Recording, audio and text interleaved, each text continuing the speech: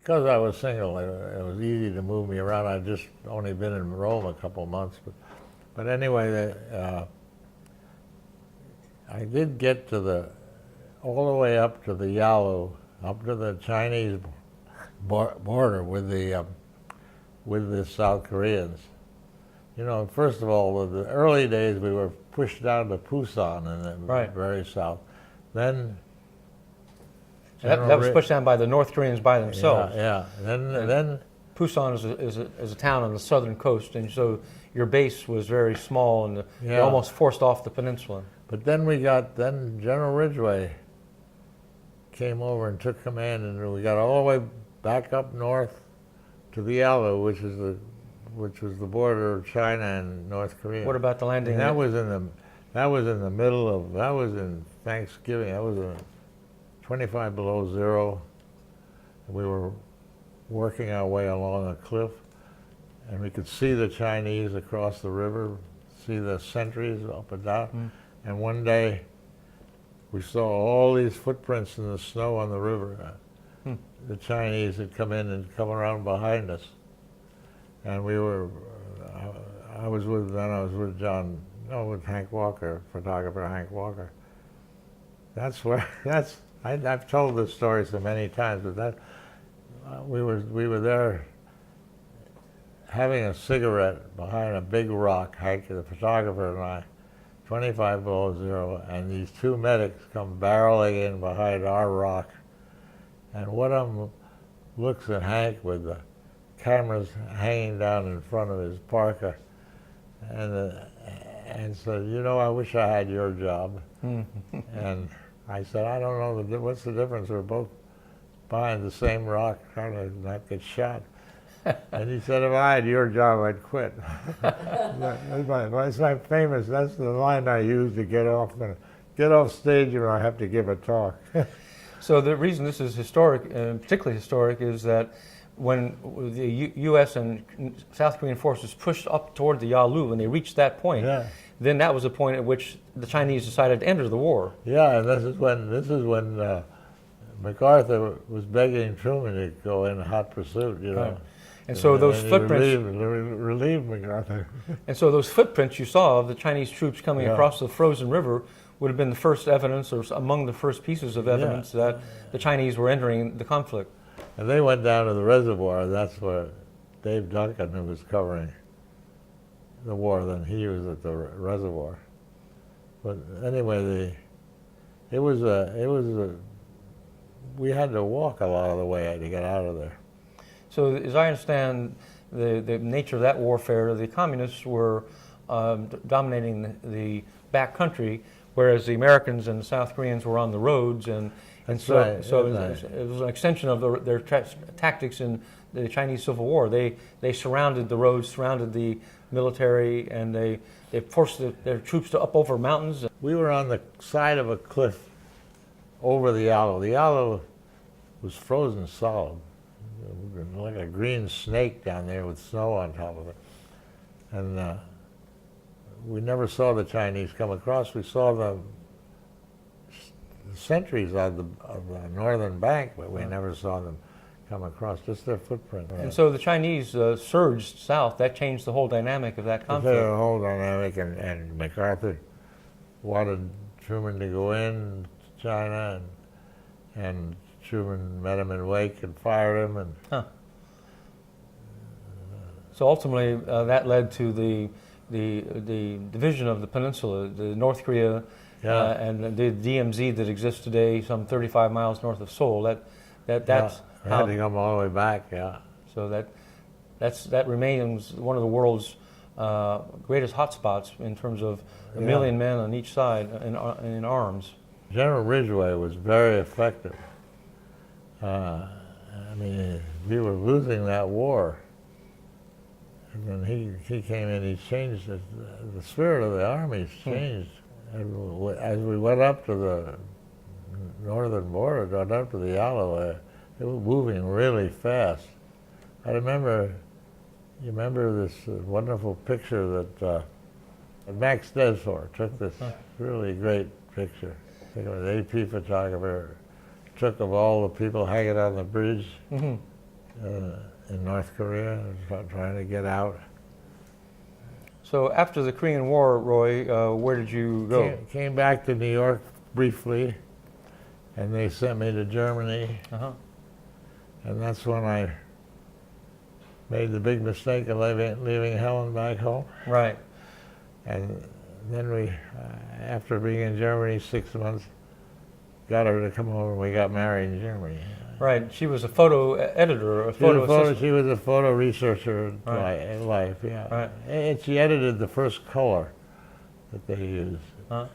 So you were sufficiently Kodachrome. You were sufficiently persuasive that she got on an airplane and came to Europe and got married. Yeah, so that was in '52. Uh-huh. And we stayed there till '53. And then we went to New York and then went to Chicago. So those years were years of domestic bliss. Yeah, and Little not, Rock, you know, the Little Rock school crisis. Right, 1957. I was Chicago bureau chief. We covered everything in the Middle West and South. While you were based in Chicago, you got to meet a very famous gangster named Jimmy Hoffa, huh? Well, I wouldn't call him a gangster, but anyway, he was I'd say it was an interesting how I got to see Hoffa. I mean, Hoffa never liked the press. He never had any. Nobody ever interviewed Hoffa but I knew this man Curly Harris. Curly Harris was a PR guy for gangsters, trying to brush up their image, and Curly thought he could get me to Hoffa, and he finally actually did, and convinced Hoffa that no magazine could do him any harm, that he was too strong for her.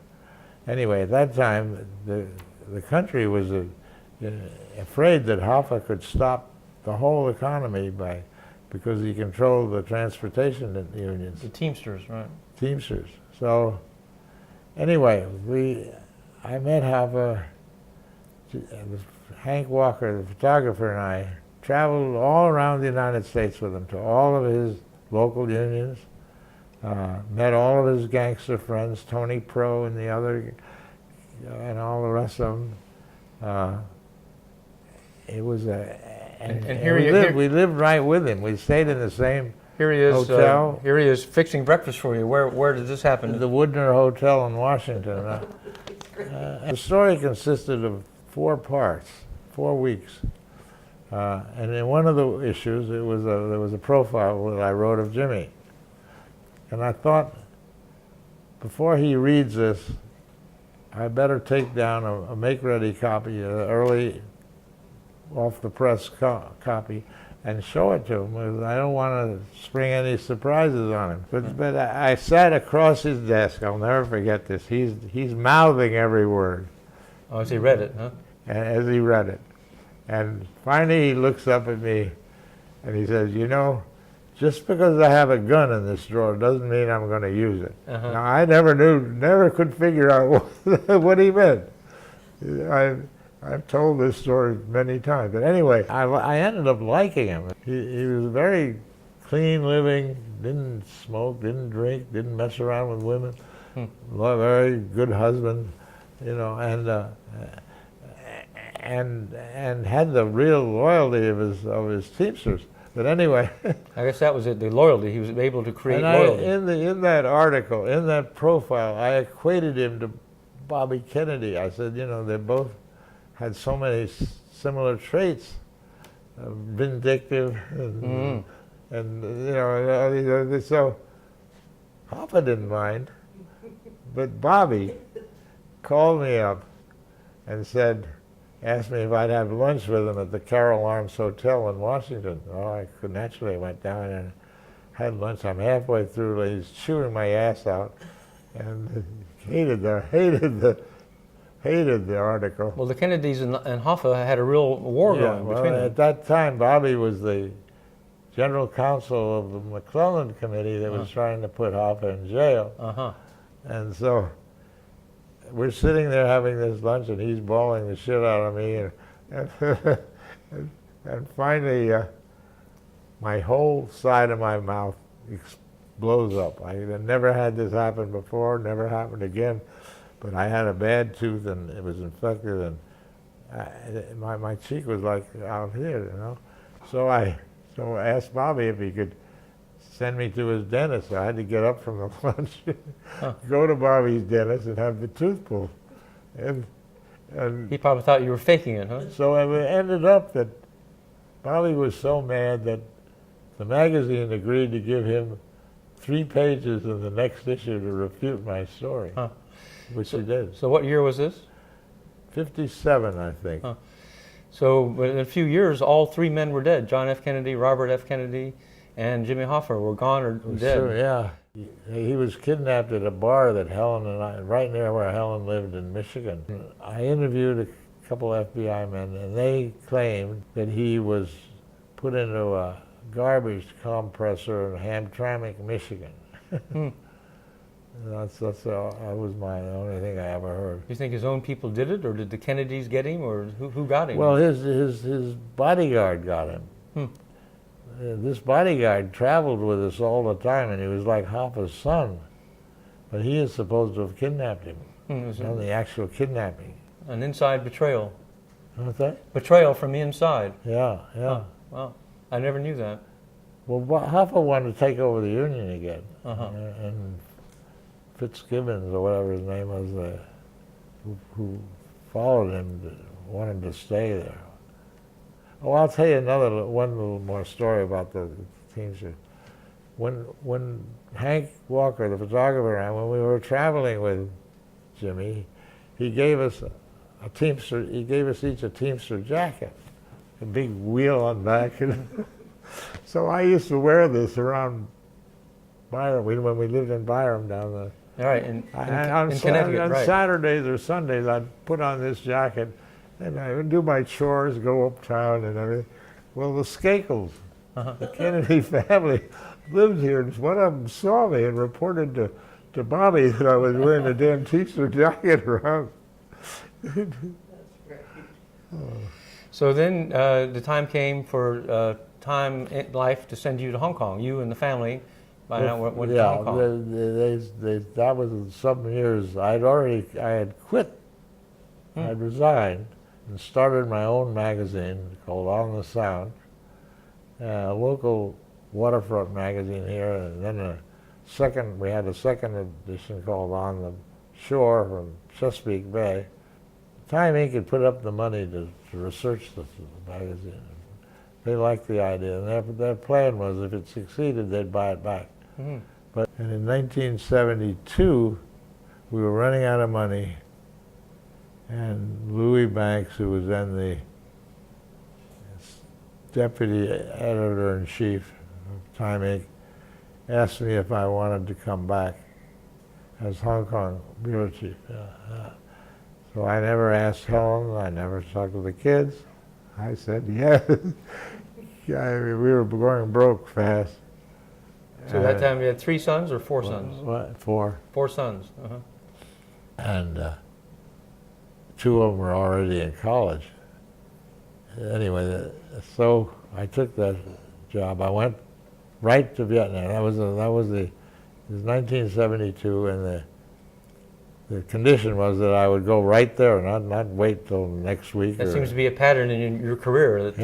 Go right the way. Right. Leave Helen and the kids back for 6 months, which I did. It was very difficult to do this. And so I started covering Vietnam then. That was mainly China. I did get into China in '73 by going with an Ethiopian group. Americans still were having great trouble getting into China, even though Nixon had opened up this ping-pong diplomacy.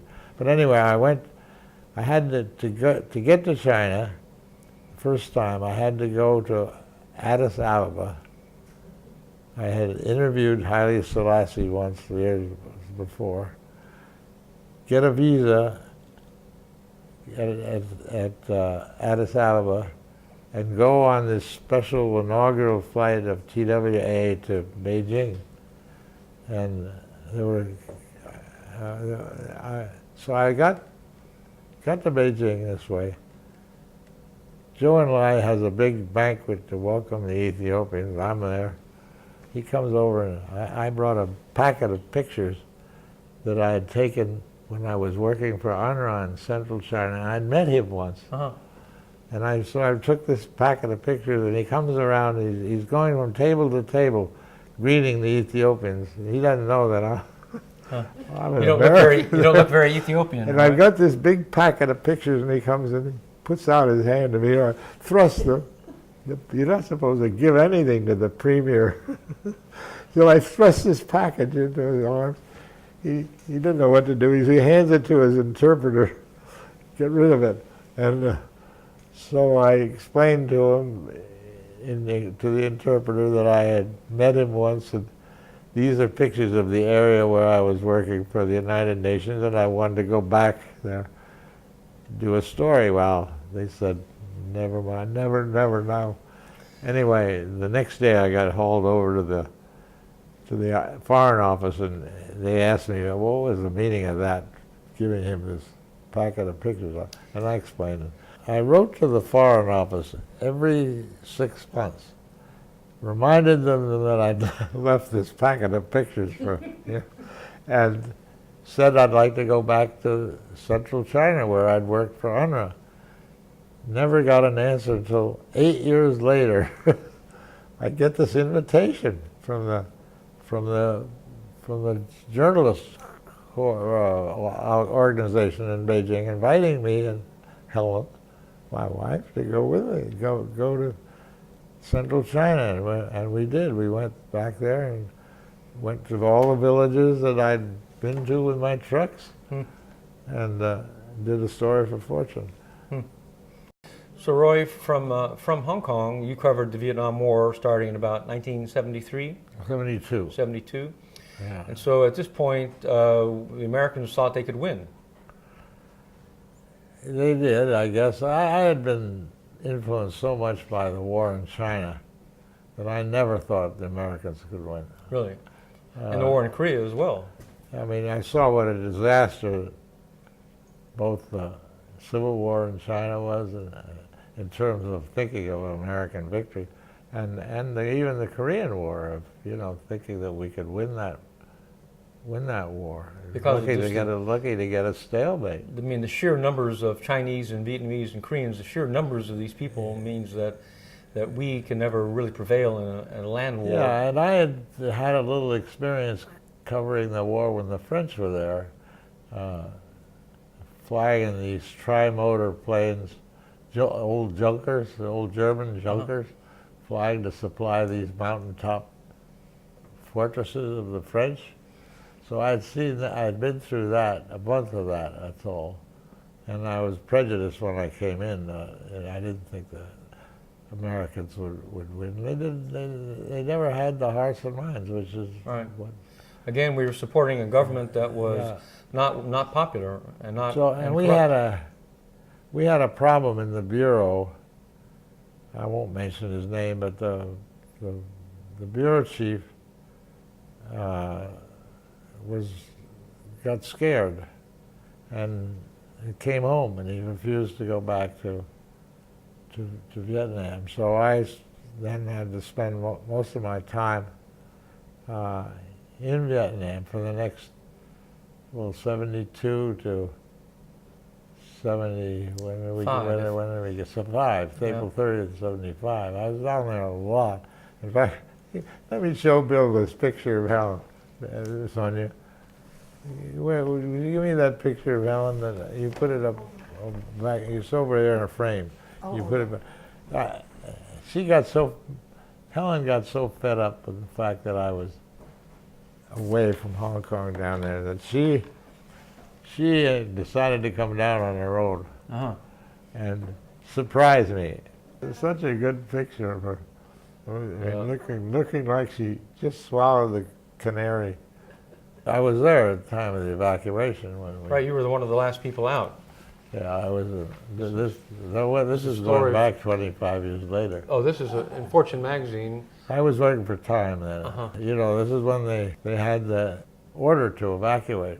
Anytime we heard White Christmas, the song, That meant to move out. So one night, you know, I was sleeping. It was about 4 in the morning, and where White Christmas. 4 o'clock in the morning. 4 o'clock in the morning, and went downstairs. An, who was our local Vietnamese correspondent, who turned out was working for was a general in the Viet Minh, was down there to assure us that it was going to be peaceful. It was very nice. Viet Minh, he meant he was on the side of the Viet Cong. Yeah, he was on the side of the Viet Cong. All right. I was taken to the airport, which was ringed by, I'll never forget it, there were 1,000 Marines. They ringed the airport on their bellies on the edge of the tarmac. And the airport was being hit by artillery, by North Vietnamese artillery. So we could see this bombardment going on from this building. They had everybody herded into one building, and then they had the helicopters come into that field that was ringed by the Marines, one after the other. The helicopters came in. Some people were evacuating from the roof of the American embassy. That's it turned out it wasn't the roof of the American embassy. It was another building. But, the famous picture by Hugh Van Ness's great picture right. of the. Everybody thought it was the embassy roof, but we were evacuated. I remember I was so upset. There were so many people to evacuate that we couldn't take any personal equipment, including our typewriters. I had to throw our typewriters into a big bin and get rid of them. So we had no clothes, nothing. And they flew us out to different ships. I was out to a small resupply ship, and then a couple of days later transferred to the aircraft, the Blue Ridge, small aircraft carrier. But everybody got out. They dumped the local. They didn't have room for the helicopters on these ships, so any Vietnamese helicopters that came out, they dumped them in the water. Dumped the helicopters in the water? Yeah. Huh. To keep them out of the hands of the... Keep from getting on a ship and taking up space. Huh. These are Vietnamese helicopters. Right. Not the big American, I forget what they... Hueys, probably. Yeah. It was standing room only in the helicopters. I mean, nobody... I mean, some people sit out, but then it was like a crowded subway train with strap hangers. So what are the lessons, Roy, of watching the conflict in China, and Korea, and Vietnam, and elsewhere? You know, if you don't have the hearts and minds, a good friend of mine, Frank White, during the early days of the Vietnam War, parachuted in and spent some time with Ho Chi Minh, and he later before he died, he testified to Congress about his meeting it. But Ho Chi Minh was very pro-American at that time. He was a student of Lincoln. This was right after World War II that he parachuted in. I guess the French were already fighting, but he found Ho Chi Minh the most... an ally, a potential ally. Yeah, a potential ally, a man, an admirer of our form of government. Right. Yeah. You said the same about Mao at one point, that he tried to send a cable through the American embassy to open up a dialogue with the American government, but the embassy buried it. They wouldn't let it through. Yeah, it's just what happened in Manchuria too. When we were, the consul general was ordered to stay there when the communist armies came in and make contact with him, and because he was a Russian-speaking diplomat as well as a Chinese speaker, but the Chinese would have no part of it. He kept him there as a prisoner for a year. So Roy, you have some pretty deep insights into all these different conflicts and what it takes to cover them. So it's really a remarkable opportunity to record some of these observations and stories. Yeah, I've had chance to.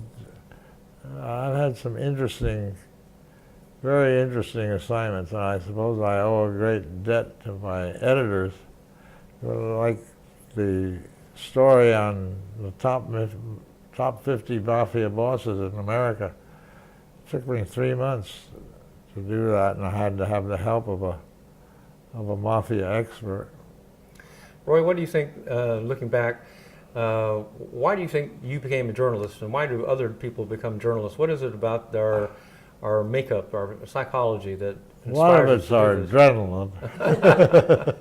Right. Why, I tell you get too much adrenaline, and you always want to go one step more, right? We're adrenaline junkies, right? Yeah. I think that, and that's how so many of them get killed. I mean, not today. I'm not talking about getting beheaded, but like Larry Burroughs. Larry Burroughs kept going on these helicopter raids, and so you knew you can only go on so many, and you're going to get killed on one. And that's what happens. I think it's the adrenaline. You always want a better story, right? You always want to do one more thing.